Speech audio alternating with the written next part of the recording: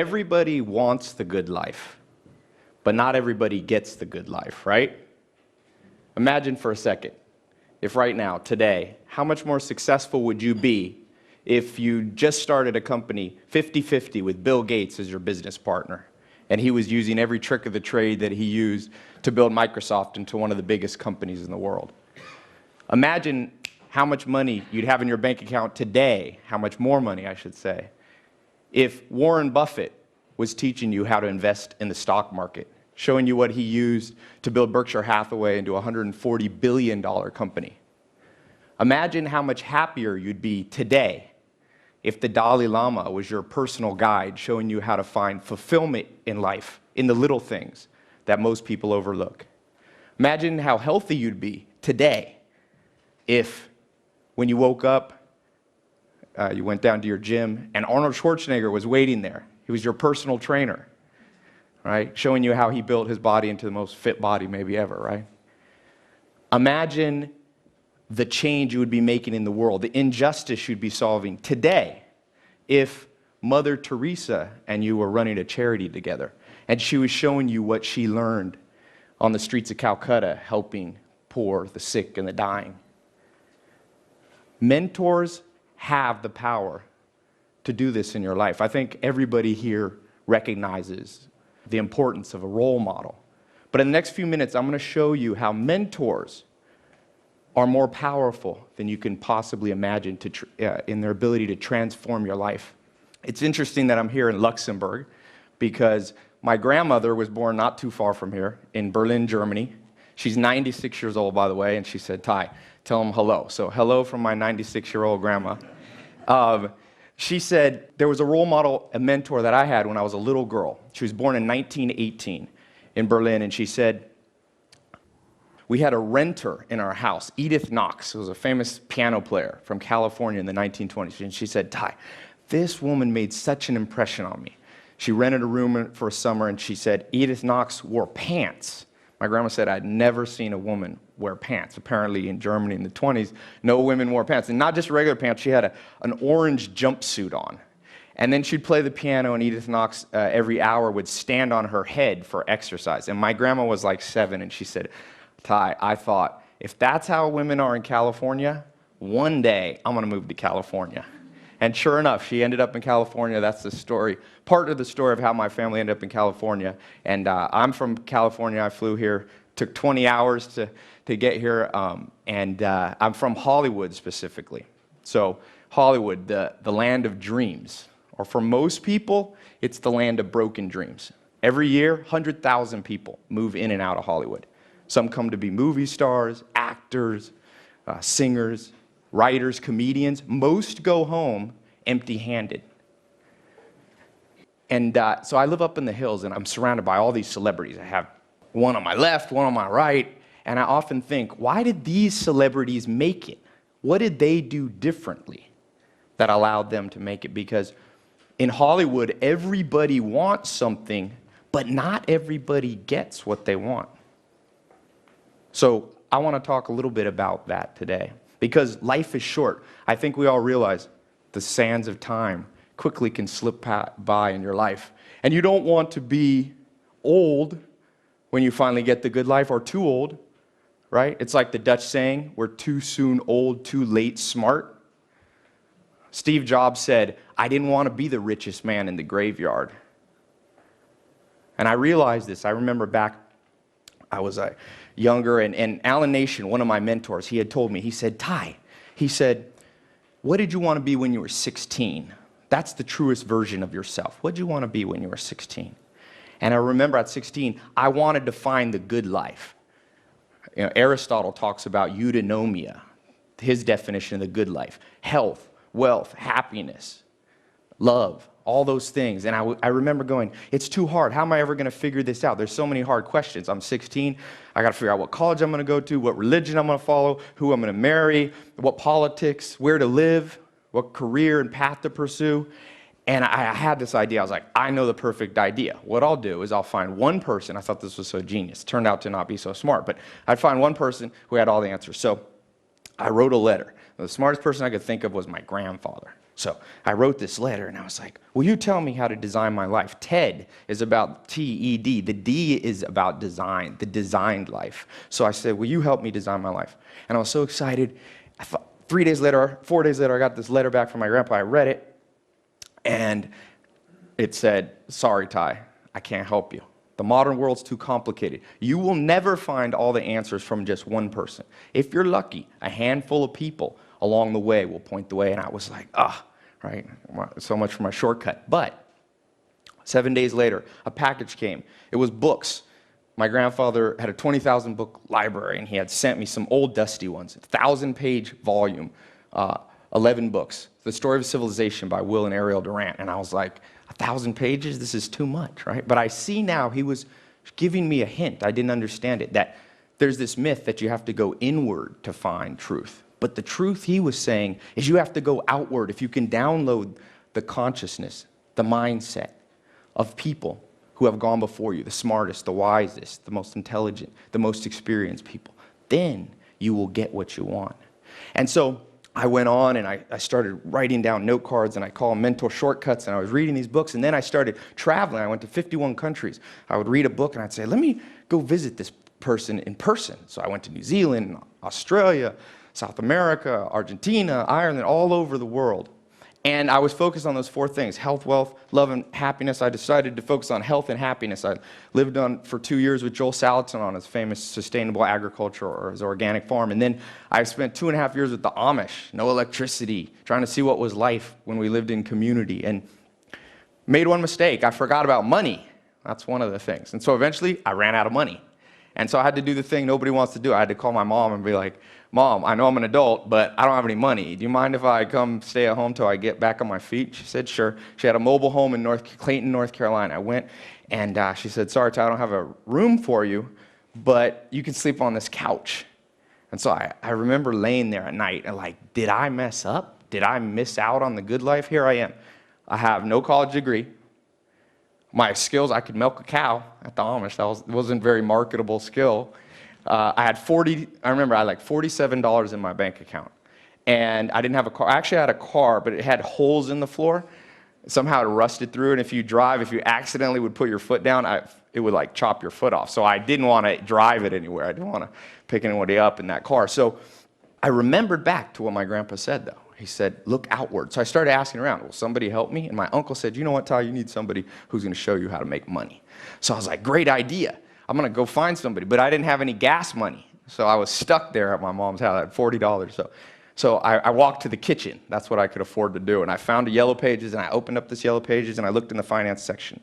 And I found this guy, and I said, I'm going to go visit that guy. So I found a suit. I got a suit out of the closet. It wasn't mine. It was too big. It looked weird on me. God help me. I don't know what I looked like when I showed up at that guy's house. But got somebody to drive me in, and I showed up, and Kathy, his secretary, opened the door, and I walked back, and this guy, Mike Stainback from the phone book, I walked up to him, and I said, Mike, you don't know me. If you show me what you know, because I figure you must know a lot about money if you can afford a full-page ad in the Yellow Pages. If you show me what you know, I'll work for you for free.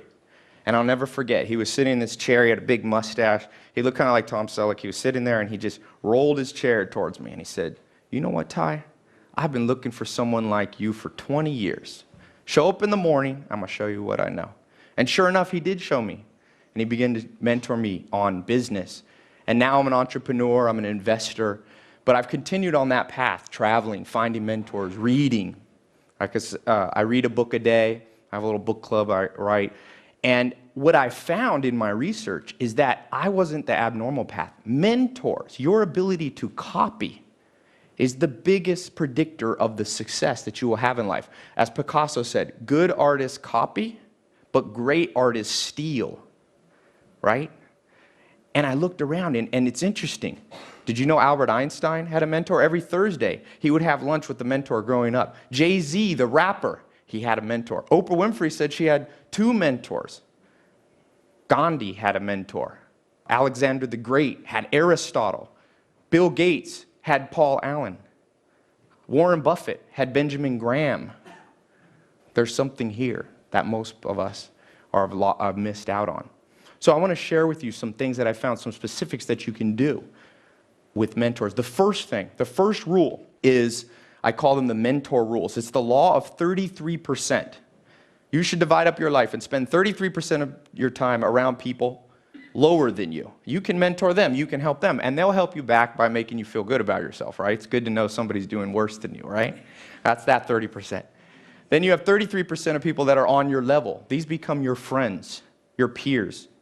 But the last 33% is what most people forget about. Those are people 10, 20 years ahead of you. They'll make you feel a little bit uncomfortable, but that's what you want. And then remember, you don't want to make the mistake most people make with mentors, finding somebody just a little bit better than them. You don't want to be the blind leading the blind. So I call it the 10x rule. Find somebody 10 times further ahead than you. If you want to learn how to grow $1 million company, you have to find somebody who has a $10 million company. Don't be afraid to go to the top. In-person mentors are amazing, and you can get people like Warren Buffett, Bill Gates. You'd be surprised. My friend heard a talk, Frank, he's a director in Hollywood, and he's like, Tai, you're not going to believe this. I heard your talk, and I emailed some people, and Elon Musk, the founder of PayPal, the only man to own 3 companies worth $1 billion, he wrote me back, and I had lunch with him.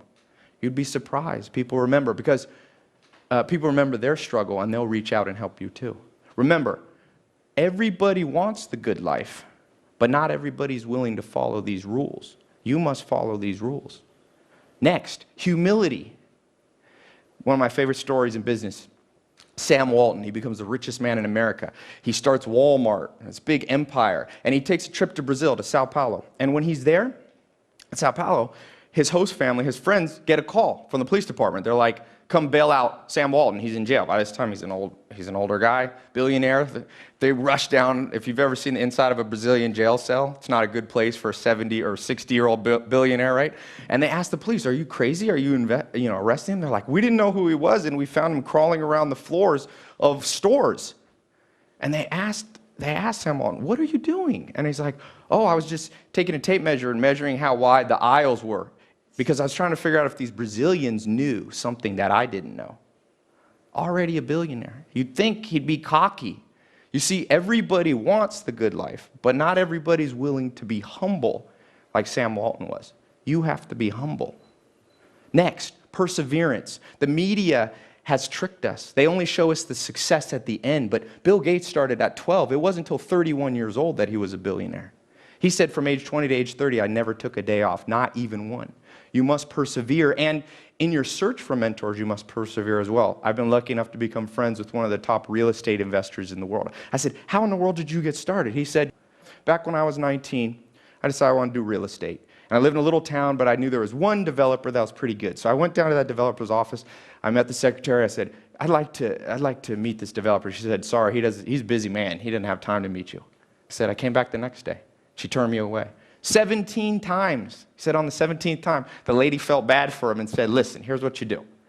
Hide behind the plant by the elevator. When he comes out of his office at the end of the day, jump in the elevator and he won't have a choice. The doors will close. And you got 4 floors to convince this guy that you're worth, talking to. I don't know what my friend said, but he said enough that when they got to the bottom of the elevator, that developer said, meet me at the airport in the morning.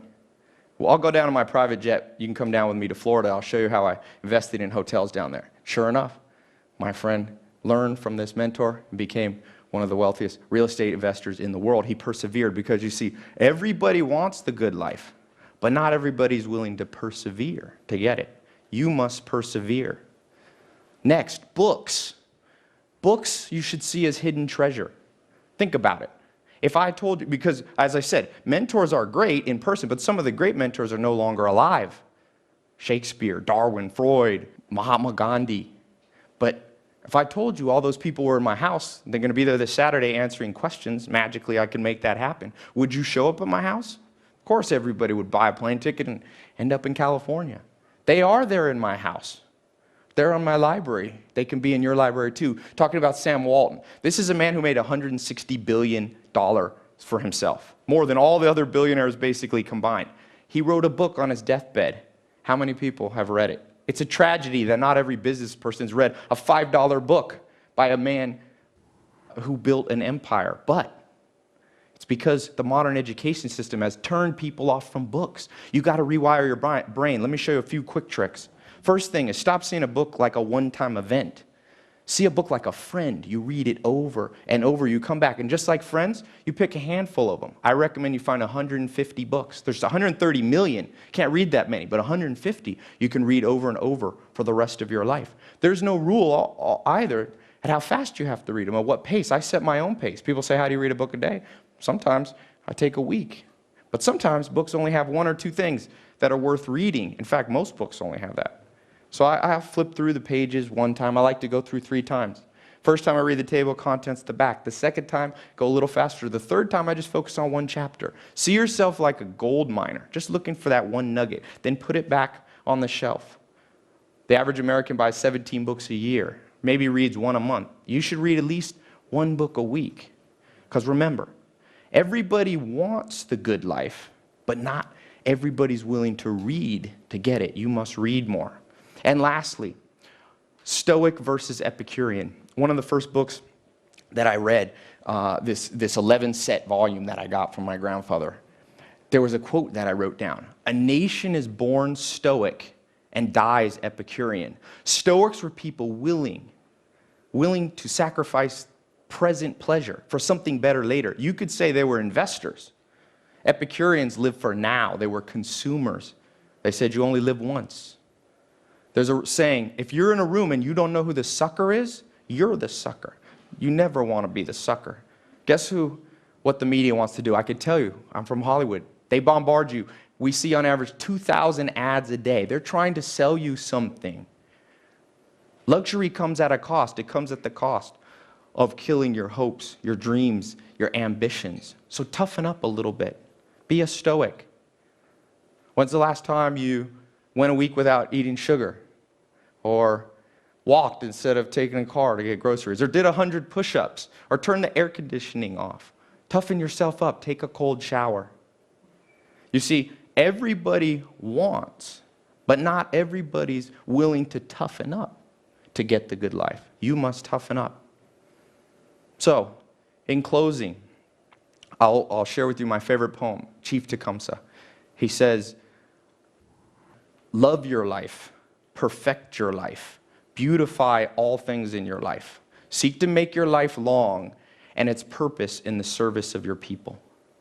Mentors will help you do that. They are the shortcut that you want. You don't want to do it the hard way. Find a mentor. No matter if you're just starting out or if you're already experienced, there's always someone to learn from. You must follow those rules. Be humble. Persevere. Read more. Toughen up. Remember, it's going to be a little bit hard. It's like Tom Hanks says in the one movie. It's supposed to be hard. The hard is what makes it great. If you do these things, you will find the good life. Thank you.